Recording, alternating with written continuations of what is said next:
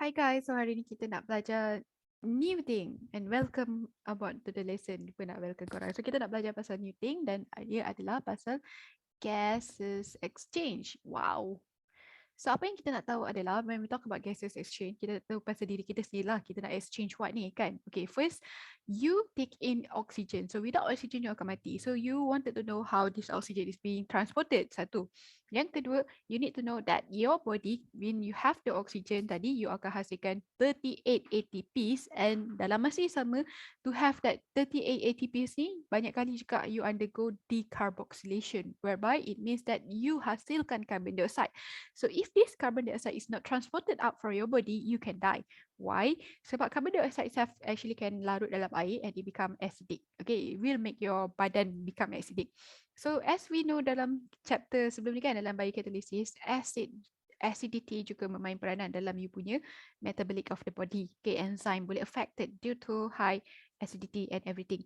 So that's why you need to let go of the carbon dioxide. Bukan sengaja nak bernafas, okay, bukan sengaja nak exhale the carbon dioxide atau terkentut ke ataupun you terkentut lagi. Itu je yang saya tahu kan.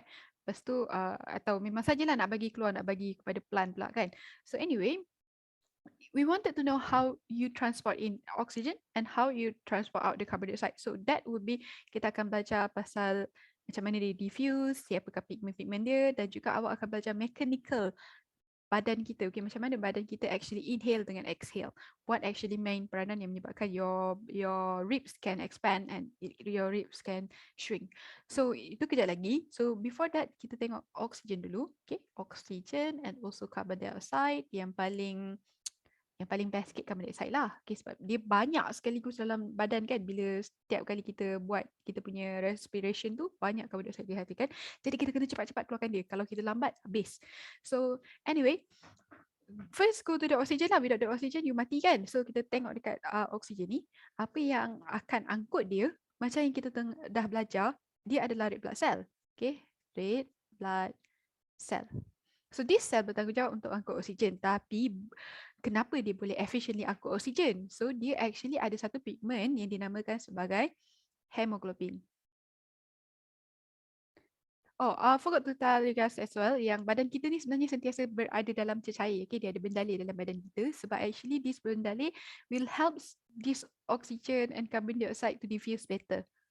Right, so it must be moist lah dalam badan kita. Kalau badan kita ni kering gila babi, memang oksigen susah nak masuk, and then diffusing susah lah. Okay, carbon dioxide pun susah nak dikeluarkan.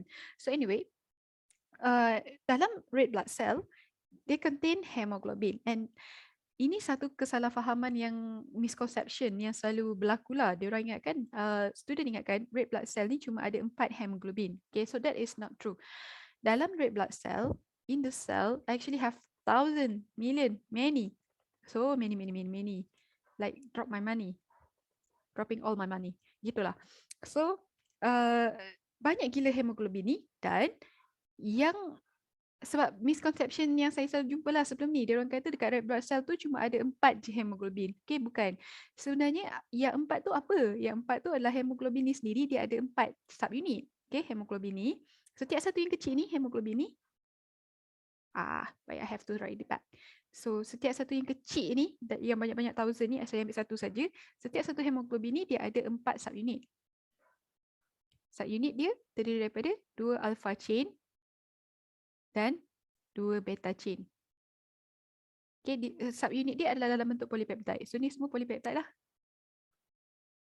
2 beta polypeptide chain dan 2 alpha polypeptide chain. So each of these pula, okay, each of these chain ada ferrum.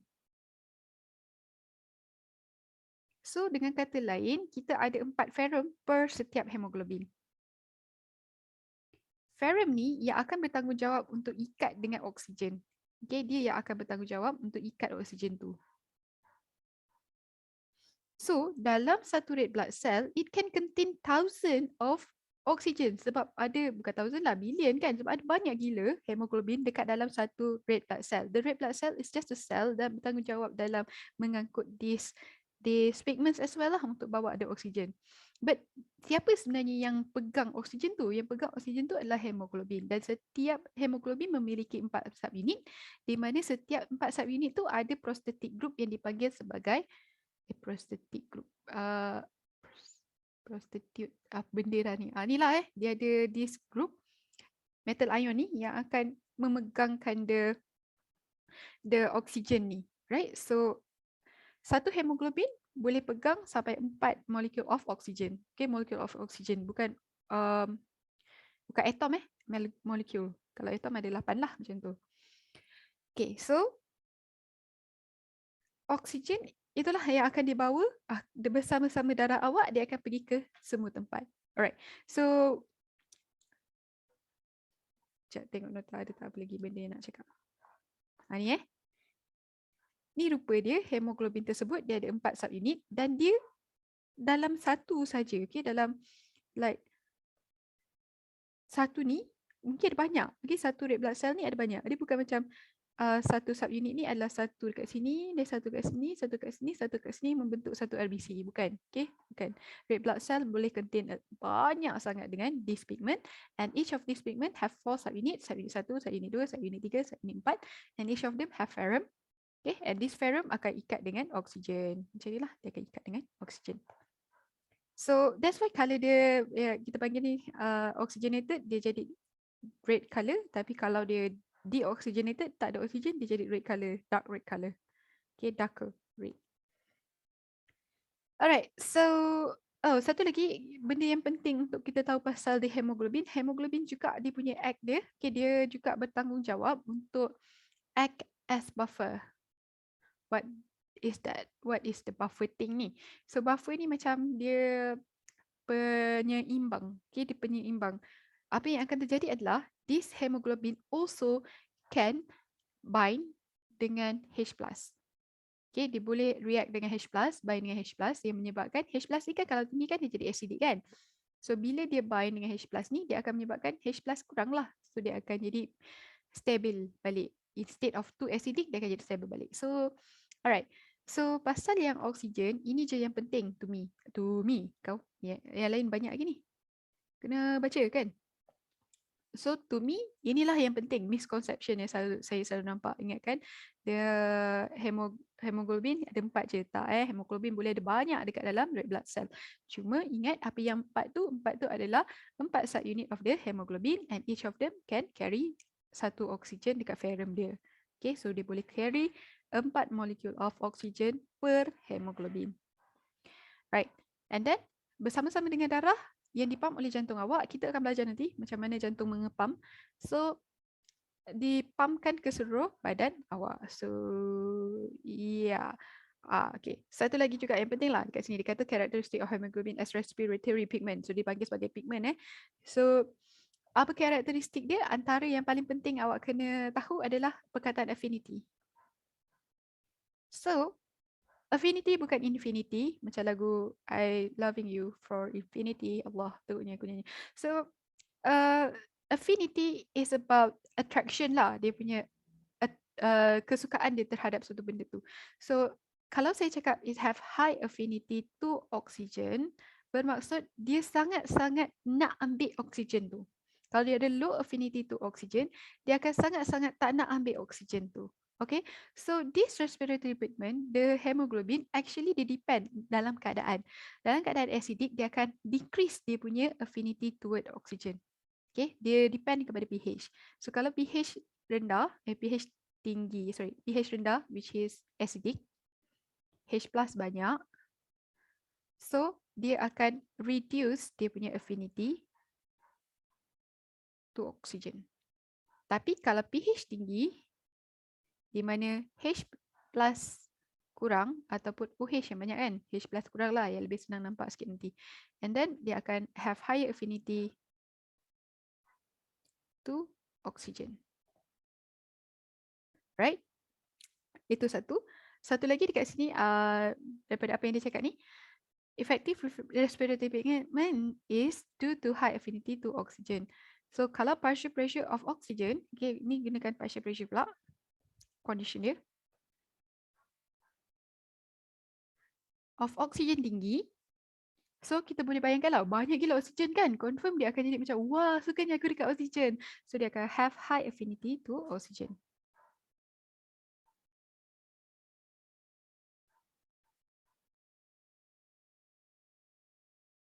And then kalaulah partial pressure of oxygen decrease, so dia macam tak nak lah, macam tak suka lah sangat kan, so dia jadi lower affinity to oxygen. So kenapa dipanggil sebagai partial pressure of oxygen? Kenapa tak cakap pressure of oxygen meningkat saja kan? Okay, perkataan partial ni sangat important sebab kalau oksigen tinggi, bermaksud dia punya half dia, the other half dia tu adalah carbon dioxide kita rendah. Okay, so partial pressure of carbon dioxide rendah sekiranya partial pressure of oxygen tinggi. Manakala yang bawah ni pula, kalau partial pressure of oxygen rendah, bermaksud partial pressure of carbon dioxide adalah tinggi. Okay? Sebab dia orang memang couple. Okay? Dia orang memang couple. So half tu partial dia and satu lagi adalah partial. Alright, so this is the characteristic of hemoglobin that you need to know. Okay? Dia sebenarnya berkait je benda ni. Oksigen tinggi dengan pH.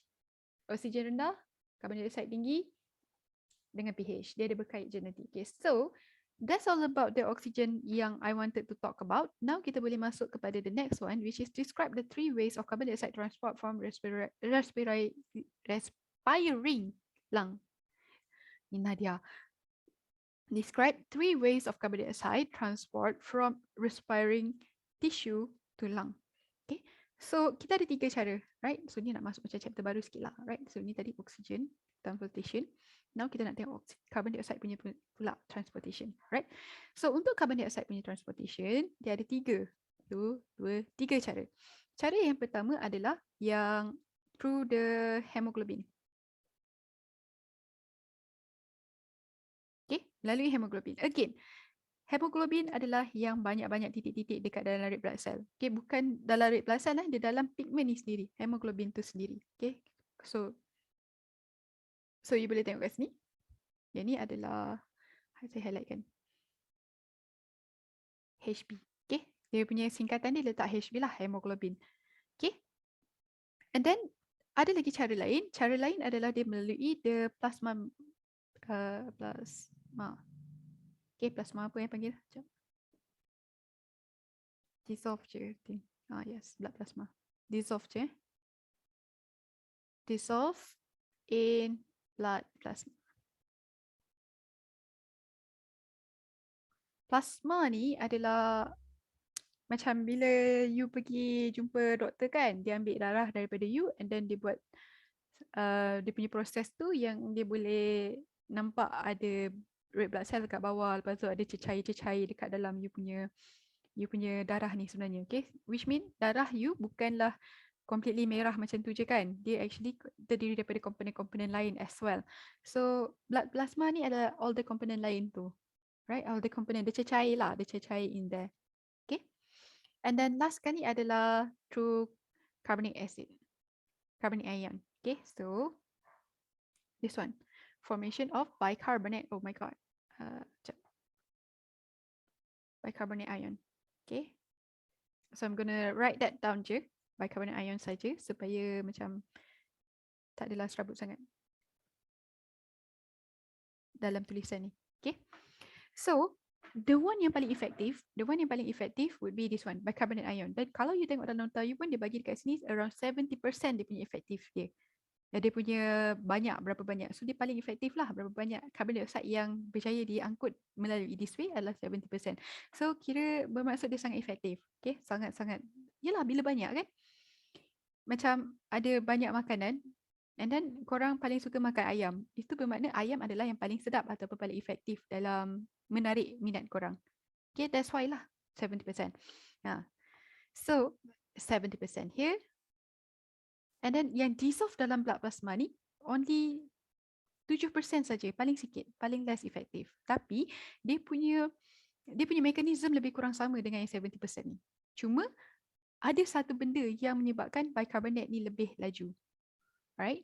And then the hemoglobin pula diangkut lebih kurang 23%. Again, hemoglobin sebenarnya adalah respiratory pigment yang untuk angkut oksigen. So kalau kita banyak ikat dia dengan carbon dioxide, there will be no more place for oxygen to ikat. That's why dia 23% saja. Okay, kita ada cara lain untuk angkut carbon dioxide keluar daripada badan kita, which is the bicarbonate ion punya pathway. Okay, so let's discuss the first, hemoglobin ni. So hemoglobin ni sangat-sangat senang. Yang you have to talk about adalah that carbon dioxide will bind dengan hemoglobin. Dah. So dia akan jadi carbaminohemoglobin. Okay, itu term yang digunakan apabila dia telah ikat dia. Okay, so I show you guys here. Oops. Oh. Mana nama dia?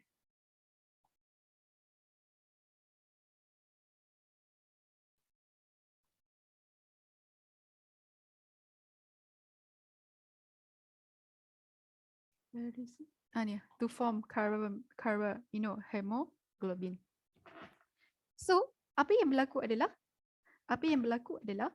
the carbon dioxide daripada your cell, okay, carbon dioxide yang respiring ni dah hasilkan 38 ATP ni, kan, tengah hasilkan 38 ATP ni, decarboxylation occur. So dia buang carbon dioxide. So carbon dioxide ni salah satu cara yang dia boleh buat adalah dia masuk dalam awak punya red blood cell. Okay, dia masuk dalam red blood cell awak, dia jumpa dengan RBC pula. Dia jumpa dengan salah satu hemoglobin. Okay, bila dia jumpa dengan salah satu hemoglobin, diikat dengan hemoglobin ni dan jadilah dia carbaminohemoglobin. Lepas tu, this red blood cell akan dipumpkan, akan sentiasa bergerak dan pergi dekat lung awak. Okay, bila dia dekat lung, maka dia akan detect. Okay, dia akan detect lung ni banyak oksigen, carbon dioxide kurang. Carbon dioxide lebih banyak dekat dia lah kan. Ni. Tadi dia tengah pegang the carbon dioxide tadi. So, of course carbon dioxide banyak. Yang lung ni pula oksigen banyak. Okay, oksigen kurang kat sini. So, carbon dioxide pula yang kat sini kurang. So, ada gradient. Okay, ada concentration gradient. Carbon dioxide dekat sini banyak. Okay, dalam ni banyak. Saya rasa mesti awak tak berapa nak faham apa yang saya cakap ni. Okay, so, pergi kat sini. Saya bagi sekali lah. Cantik sikit. Okay, so ni dia pergi kat sini. Lepas tu, dia jalan-jalan. Dia pergi kat lung. Dekat lung, oksigen tinggi. So, pressure oksigen tinggi. So, kita dapat tahu, kita dapat agak confirm carbon dioxide rendah lah. Okay. So, bila kita punya RBC ni jalan dekat sini kan tadi dia dah pegang dengan carbon dioxide semua sekali kan. So, of course dalam dia kita boleh anggap macam carbon dioxide tinggi, oksigen rendah. Okay, so bila ni dah nampak lah ada concentration gradient. So, carbon dioxide akan pergi daripada yang tinggi kepada yang rendah. So, dapatlah kita keluarkan carbon dioxide kita melalui lung. Dalam masa yang sama, oksigen akan masuk sebab oksigen tinggi dekat lung and dekat darah tu, RBC tu dia kurang oksigen. Okay, so itu yang pertama. Okay, yang paling senang. And then yang kedua adalah dissolve in blood plasma. Okay, this one trick dia sama je dengan yang bicarbonate ni. So what gonna happen is, let's say saya guna ni. Sini adalah you punya sel yang tengah respire tadi. Macam yang kita cakap kan, nak hasilkan 38 ATP ni, dia buat decarboxylation. So ada banyak carbon dioxide dilepaskan dekat sel awak ni. Okay, dalam sel awak ni. Banyak carbon dioxide dilepaskan. So, apa yang akan berlaku adalah this carbon dioxide dia tak masuk pun dalam red blood cell. Okay, dia tak masuk macam ni, dia masukkan dalam red blood cell. Dalam cerita tadi tu, dia masuk dalam red blood cell, dia jumpa hemoglobin. Yang ni dia tak masuk pun dalam red blood cell, dia just dissolve dekat dalam blood plasma. Okay, sebab cecair-cecair around the red blood cell tu. Okay, blood plasma. So, apa yang berlaku adalah plasma tu cecair, so dia akan berjumpa dengan air lah. Okay, cecair, H2O. So what will happen is it will then form H2CO3. And this thing will, sebab dalam keadaan cecair, dia kena dalam keadaan polar lah. Okay, dalam keadaan polar untuk dia dissolve tu. So dia akan jadi H plus campur HCO3 minus. Okay, so this is what happened in that blood plasma. So as the jantung pump red blood cell and also the blood plasma sekali pergi kepada kita punya lung. Okay, so now I lukis lung dekat sini . lung, sama juga teori kita tadi. Ni saya padamlah. Tak payah padamlah. Saya pun macam ni. Saya pun malas. Okay, so dekat lung, sama juga oksigen kita tinggi. So partial pressure of carbon dioxide kita rendah. Okay, so bila dia telah dipump, okay, this bahagian, this blood plasma berjalan ke lung. Okay, berjalan ke lung. Dia akan macam ni lah. HCO3 minus. Dia akan jalan dalam bentuk macam ni. HCO3 minus tersebut. Okay, dia in this form. In this form. So, what will happen now? HCO3 minus yang banyak ni, okay, sebab dia dalam keadaan macam ni, of course kita boleh bayangkan banyak lah dalam keadaan macam ni kan. Okay, so ini yang banyak ni, can also be translated as carbon dioxide yang banyak. Kenapa? Sebab, this one, bila dia sampai dekat sini ni nanti, dia akan add balik dengan H+.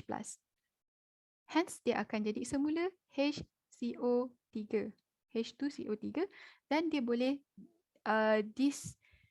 disintegrate, bukan disintegrate, dia boleh jadi balik lah H2O dan juga carbon dioxide.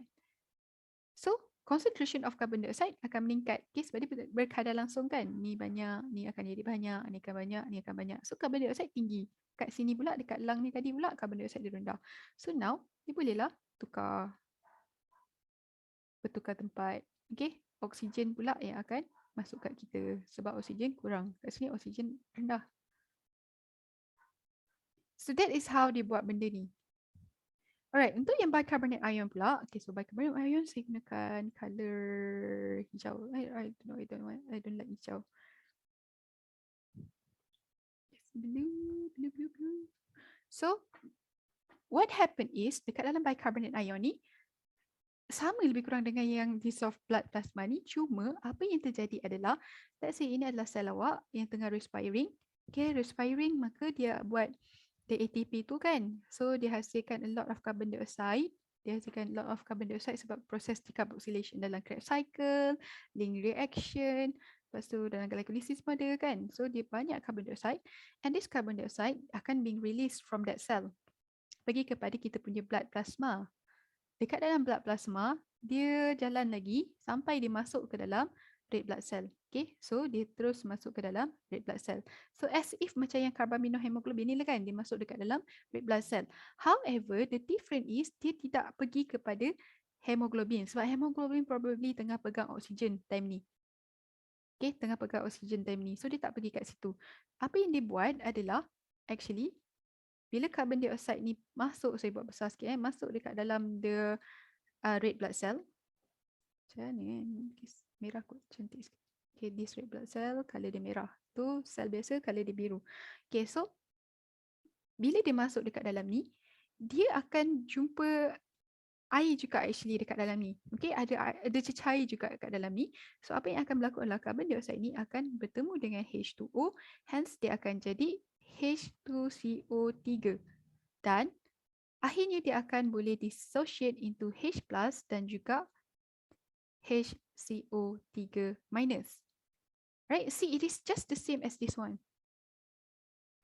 However, this reaction is far more laju because there is biocatalyst in it.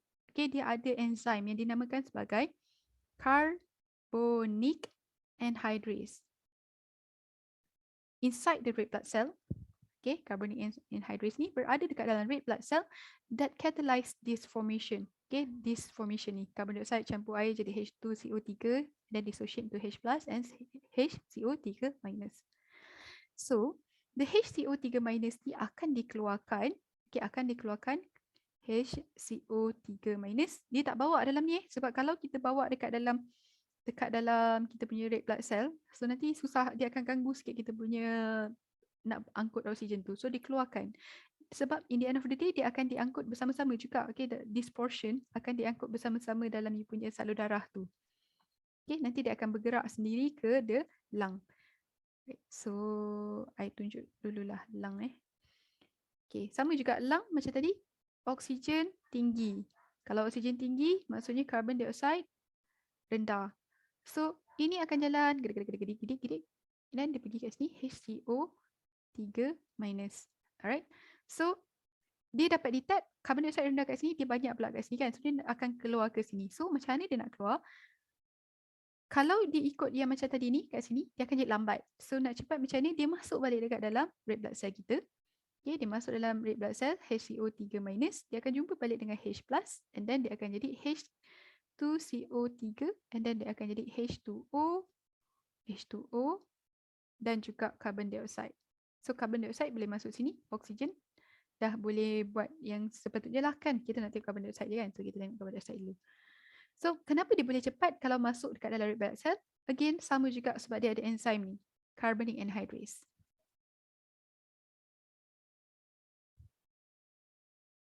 Okay, because of this enzyme ada dekat dalam kita punya red blood cell, that's why bila dia masuk dalam red blood cell, lagi cepat conversion dia daripada HCO3 minus kepada carbon dioxide semula. Okay, but here tak habis tau sebenarnya. Okay, tak habis, dan red blood cell pun nak colourkan merah. Okay, dia masuk balik red blood cell. Okay, tapi tak habis tau kita punya proses ni sebab keadaan dia dimasukkan tadi, carbon dioxide ni.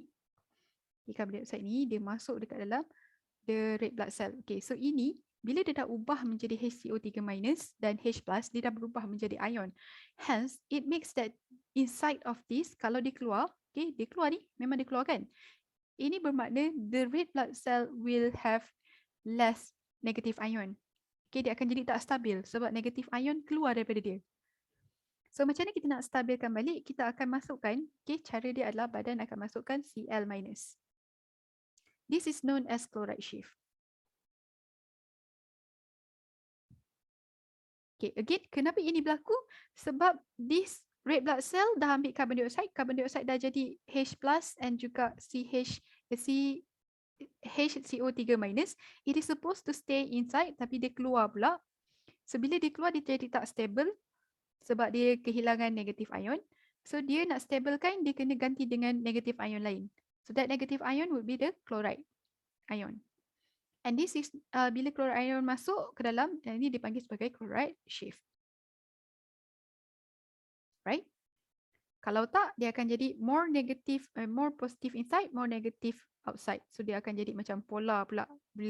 Boleh berlaku macam electric shock kat dalam badan awak. So bila dia masuk balik, dia akan stabilize lah semula. Okay, and then ada satu lagi masalah, H plus ni tertinggal. H plus ni tertinggal. Jadi kalau H plus tertinggal, makin banyak H plus dekat dalam you punya red blood cell yang tak dapat keluar ni, dia akan menyebabkan pH jadi rendah. Very acidic. All the enzyme, all the proteins inside your red blood cell ada risiko untuk rosak. So, apa yang akan cater dia supaya dia tidak membuat kerosakan? So, apa yang cater dia adalah hemoglobin. Hemoglobin dia boleh bind dengan H+. But, kita kena anggap this red blood cell datangnya daripada lung. Dia datang daripada lung pergi kat sel kita ni tadi. So, probably dia dah ikat dengan oksigen. Dia dah ada oksigen dekat dia. Okay, so apa yang akan hemoglobin oksigen dibuat? Dia akan releasekan oksigen dia kepada kita punya sel supaya sel kita boleh gunakan oksigen untuk respiring. So bila dia buat macam tu, dia akan jadi macam ni. Saya besarkan sikit lah red blood cell saya ni. Payah pula nanti. Macam ni Okay, so HB oksigen ni tadi. So HB oksigen ni tadi dia akan dissociate into HB dan juga oksigen. So oksigen akan keluar. Okay, pergi kepada sel kita untuk buat respiration. Manakala yang the HB ni pula, okay, HB ni pula, dia akan bind dengan H plus dekat sini. So dia akan jadi HB. Hence, dia jadi hemoglobinic acid yang lesser acid. Okay, dia acid tak kuat, weak acid. So now, after knowing this, that's the thing yang you kena tahu pasal the ni lah, the what we call it, the process bila dia pergi kat lung pula. So macam ini tadi, kat lung, dia pergi kat sini bahagian ni. Pergi kat lung ni, HCO3 minus masuk ke dalam red blood cell. Okay, ini bermaksud akan jadi more negative inside, more positive outside. Dia tak stabil. So untuk stabilkan, awak kena pulangkan balik yang negatif dari dalam ni. So apakah dia? Dia adalah Cl. Cl-. So ini sama juga dipanggil sebagai chloride shift. So when that happen, the CO3 minus ni boleh bind balik dengan H plus. So H plus ni datang daripada mana? H plus ni datang daripada HHB yang telah kita hasilkan awal-awal tadi. So dia bagi H plus. Now HB boleh bind dengan oksigen. Okay, hemoglobin awak dah boleh bind dengan oksigen untuk jadi HbO2. So with the aid of carbonic anhydrase, okay, catalyzed by carbonic anhydrase, dia akan jadi HCO3 balik dan akan jadi air dan karbon dioksida boleh keluar. Okay, so you probably very macam banyaknya perkara. Tak nampak kan? Don't worry, kita akan cover lagi lah banyak-banyak sebanyak mungkin. Okay, thank you guys. Assalamualaikum.